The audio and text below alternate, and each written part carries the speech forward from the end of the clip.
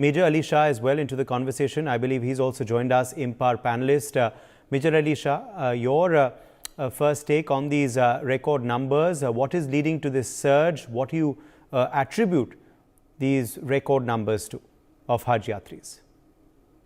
Uday, firstly, I would compliment the government of India for strengthening the bilateral ties with various nations, one of them being Saudi Arabia. And we can see the end results. We can see now Prince Salman from Saudi Arabia. He has a very broad-minded approach. No more how it was earlier. In other words, I would say it was a very, very conservative approach earlier. But now he welcomes the broad-minded approach. So most certainly it was a very, very good talmeal, I would say, between the government of India when they signed the bilateral Hajj agreement 2024 with Saudi Arabian Minister of Hajj and Umrah, Tawqif bin Fawad Rabia, in fact, in Jeddah. And this agreement sets a total quota of 1,75,025 pilgrims from India for Hajj 2024 this year. And 1,40,020 seats reserved for the Hajj Committee of India. Ji sir, बोला आपने. And 35,005. No, please go ahead. Please go ahead, Major Shah. Right. And 35,005 for Hajj group operators. So Saudi Arabia has appreciated India's digital initiatives for Hajj, to aid Hajj pilgrims. Now, earlier, I've lived in Saudi Arabia over there. The culture was so conservative that in Salah time is like the prayer time, the 5 times Salah, whenever there used to be a namaz, the azan. No one had to be seen on the streets. You had to go to the mosque, irrespective of whichever religion you are from, or whichever nationality you are from. You couldn't be seen on the street. A lady could not go out without a mehram. Mehram is who? Mehram is the husband, father, brother, or son, unless accompanied by a mehram. So there were a lot of, a lady couldn't step out without a hijab. Hijab is a black gown, not the burqa, not the abaya, but a hijab. You have to cover your head, of course. But now, ladies could not get driving license in Saudi Arabia. That's like, I'm talking years back when I was there. Now, ladies can drive. That's a very, very big welcome step. That's like, wow, it's rejoiced.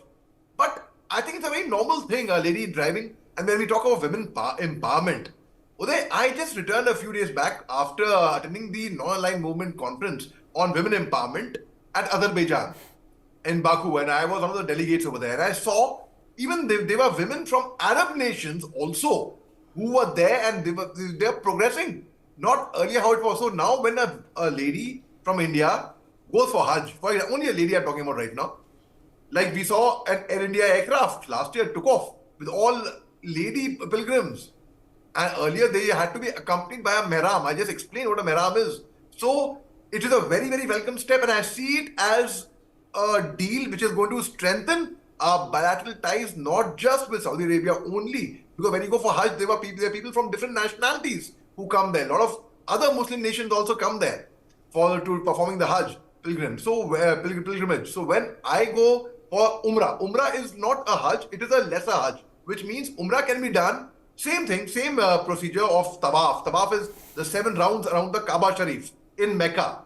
And then one goes to Medina as well. Medina, it is said that the Prophet Muhammad's grave is there, but we don't believe that the grave that he's dead or he's buried there, but unko wahan pe dafnaya hai, wo alag baat hai, So these are things which are, it's a duty for every Muslim to go there. I had the honor of doing Hajj. I've had the honor of doing a couple of Umrahs as well. So our experience at that time was, for the ladies especially, there were a lot of restrictions, a lot of pabandi the unpe. You go to Medina, you go to Arafah, you go to other places, you go to many other places over there for Hajj only, which is a part of a process. So when you are doing Hajj, I just explained the difference between Hajj and Umrah.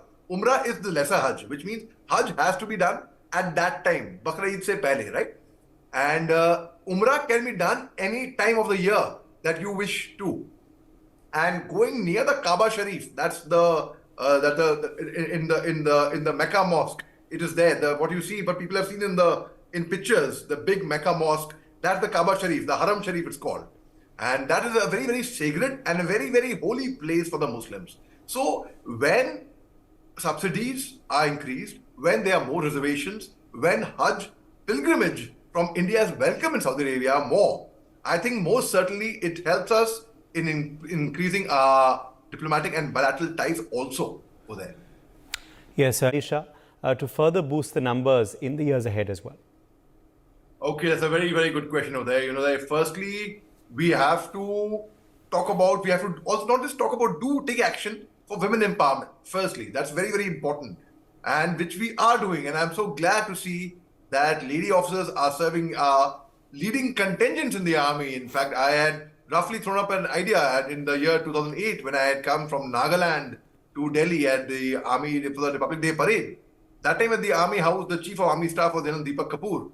At that time, from the Chief of Army Staff residence, I was hosting the evening at the Army House. I announced on the mic over there. That is, the President of India was there, the Prime Minister, the Defense Minister, the Service Chiefs, the top brass was there. I mentioned about we should also have a lady officer leading a contingent, and that's what happened now. And many years later, it was a manifestation. I mean, I don't mean to take the credit of that, but whatever you think for others also comes true. Whatever you think for yourself comes true as well. At the same time, what else can be done? Well, firstly, women empowerment is a very, very crucial step. Secondly, we have to show that we are, and see, let's not be divided about, even among the Muslim community, that, okay, there are a lot of different communities within the Muslims as well. Shia, Sunnis, Boras, then there are Deobandis, Barelvis. I had not heard of Pasmandas before this. I heard of it just recently. I've come to know of Pasmanda Muslims. कि Pasmanda Muslim भी होते हैं. तो मुझे मालूम नहीं था इसके बारे में.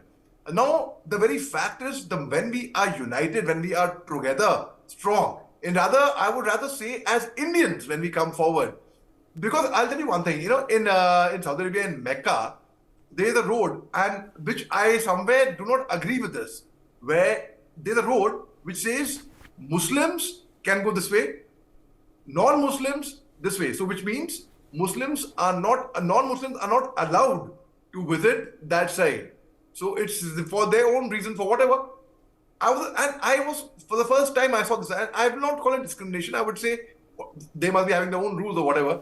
So I think it's very, very important to first, because humanity came before religion, actually, if you see. So we have to first think of us as human beings, and then for nationalities. And I think faith is important, no doubt, but it's again a very, very personal matter. So firstly, I would say people should not be divided. They should all stand together proudly as one of them. All right.